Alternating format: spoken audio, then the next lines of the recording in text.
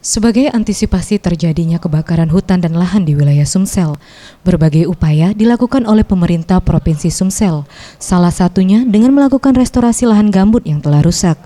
Menurut Yohanes Hotaruan, staf ahli Gubernur Sumsel, 200.000 hektar lahan di Sumsel telah direstorasi.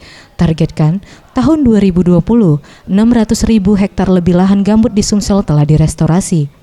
Akibat kebakaran hutan dan lahan yang cukup parah berada di wilayah Oki dan Muba. Tapi 700.000 itu kan bukan hanya di lahan gambut.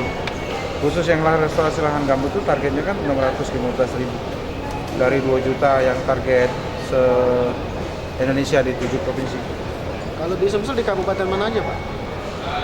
Kalau aku yang tidak salah ingat itu Oki, OI, Banyuasin, itu yang utama. Untuk restorasi lahan ini, pemerintah Provinsi Sumsel menggandeng semua pihak agar dapat berjalan dengan cepat dan sesuai dengan rencana yang ditargetkan selesai di tahun 2020.